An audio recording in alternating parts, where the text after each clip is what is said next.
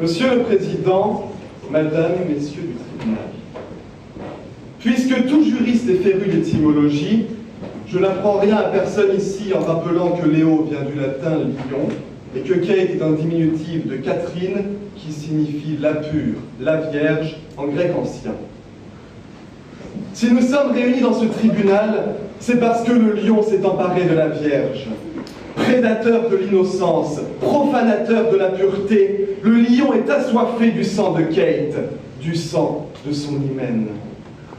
Nous sommes revenus à la barbarie des temps antiques et, ce soir, la colombe est tachée de sang.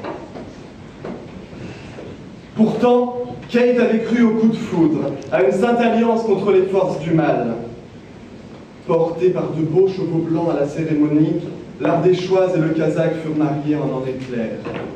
Léo, Kazakh rouge, entre en tête, suivi de Kate, enveloppée d'un voile immaculé. Elle place leur amour sous la bienveillance de son Seigneur et imagine déjà les combats qu'ils mèneront ensemble. La suite, vous la connaissez désormais. Kate apprend que son mari est le bras droit du baron rouge, trafiquant de drogue dans toute l'Europe. La trahison est totale. Aussitôt, elle met les sentiments de côté comme elle le peut et soutient la FIDH, partie civile au procès. Mais voilà que son cœur meurtri est transpercé d'un éclair nouveau, car il arrive que le vieux châtaignier ardéchois attire encore la foudre. La foudre, c'est Nick Titan. Bientôt, elle soulage la brûlure dans l'océan de l'idéal et son cœur chavire pour Monsieur Titanic. Léo, furieux de se savoir concurrencé, demande le divorce pour faute de son épouse. Mais ma cliente, dont la foi catholique est aussi forte que l'attachement des huguenots sévenols à la Bible, ne peut s'y résoudre. Je vais donc démontrer deux choses. D'abord, que Kate n'a jamais violé les devoirs du mariage, puis que le mariage doit être annulé pour erreur sur les qualités essentielles de Léonora. Ce dernier a donc demandé un divorce pour faute de Kate, violation du devoir d'assistance, violation du devoir de fidélité. Assez de mauvaise foi. Reprenons ensemble les trois conditions d'un divorce pour faute, telles qu'elles sont énoncées par l'article 242 du Code civil. L'imputabilité de la faute, une violation grave ou renouvelée des devoirs et obligations du mariage qui rendrait enfin intolérable le maintien de la vie commune. Ces conditions ne sont pas réunies en l'espèce contre Kate. D'abord, comment lui reprocher une violation du devoir d'assistance alors que cette dernière a toujours combattu précisément le genre d'activité exercée par son mari? L'assister, est-ce être sa complice? Kate est une épouse tendre et aimante, infiniment dévouée, mais comment lui demander de soutenir ce contre quoi elle se bat depuis son plus jeune âge? Ce n'est pas contre Léo qu'elle agit en soutenant la FIDH, mais bien contre cet horrible trafic de drogue qui gangrène toute l'Europe. Son action s'inscrit dans la continuité des luttes qu'elle a menées jusqu'à ce jour. Quant à la prétendue violation du devoir de fidélité, je ramène votre tribunal à l'article 9 du Code de procédure civile et je demande des preuves. Mais surtout, comprenez-le bien, Kate n'aurait jamais osé commettre le crime d'adultère. Tu ne commettras pas l'adultère. Pour elle, cette loi religieuse est fondamentale. Quasi missionnaire de la charité, elle ne peut concevoir l'infidélité, de même qu'elle ne pourrait vivre son amour en dehors du mariage. Certes, devant Nick, elle se pâme, mais pas de panique, c'est une pâme, pas avant le mariage. L'adultère allégué n'est que pure ineptie, billevesée, coxigru. Léo ne peut pas reprocher à ma cliente ses projets futurs.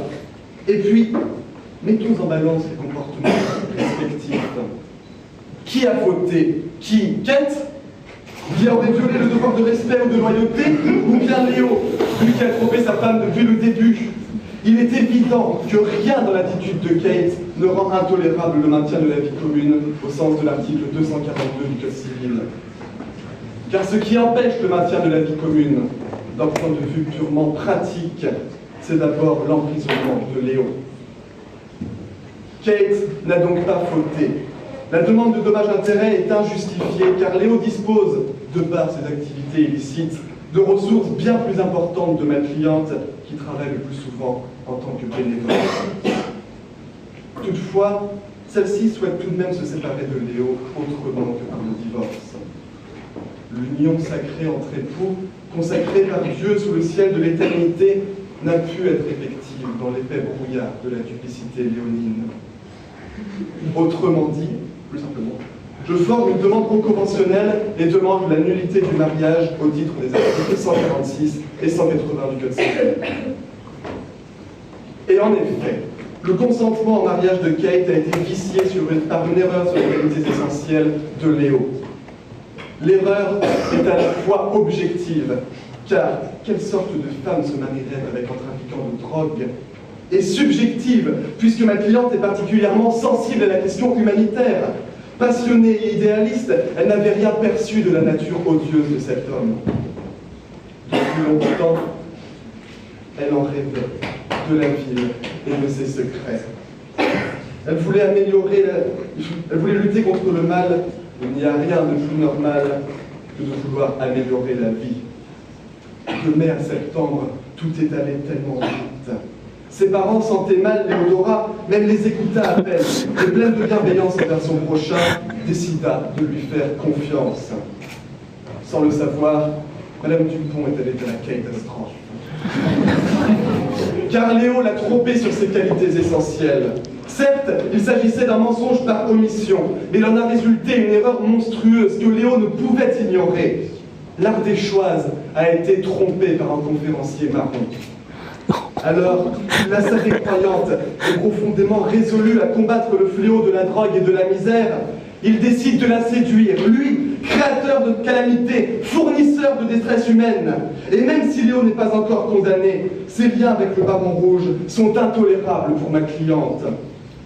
L'amour, si grand soit-il, ne peut pas concilier charité chrétienne et malévolence profonde, valeurs immatérielles et goût pour l'argent sale.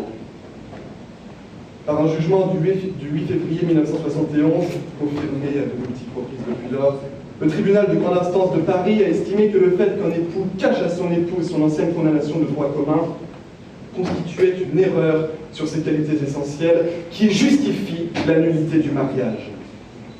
En l'espèce, la situation est bien pire, car Léo, lui, ne s'est jamais repenti. Et qu'on ne dise pas qu'il ne savait pas qu'il a séduit Kate de manière inconsciente ou qu'il s'est laissé porter par son amour pour ne pas lui faire de peine.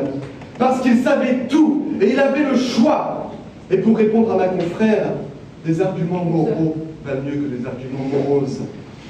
Avez-vous idée de ce à quoi s'attendait Kate en l'épousant? Je vais vous le dire. En épousant un Kazakh, elle pensait épouser un homme des steppes, pas un homme des stupes.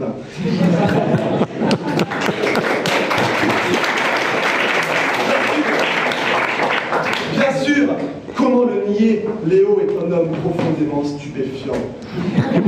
Mais il vend de la conque, messieurs. Il lui a jeté de la poudre aux yeux et l'a trompé sur toute la ligne. Elle, dont Mère Teresa est la seule héroïne, aujourd'hui, son cœur pique, pas de veine, elle fait sniff-sniff.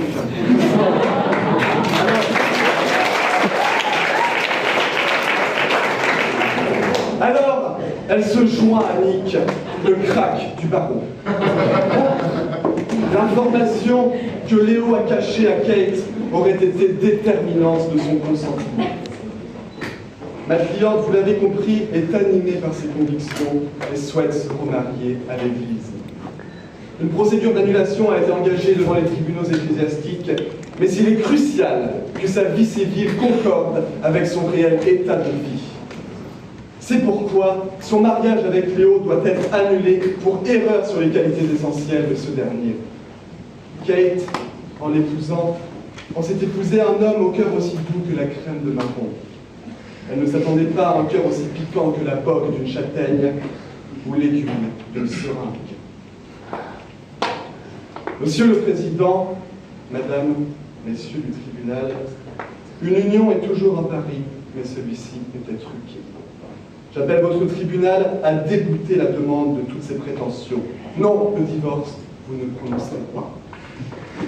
Sur le fondement des articles 146 et 180 du Code civil, je forme une demande pro-conventionnelle et réclame l'annulation du mariage célébré le 9 septembre 2013 entre Théodora et Kate Dupont.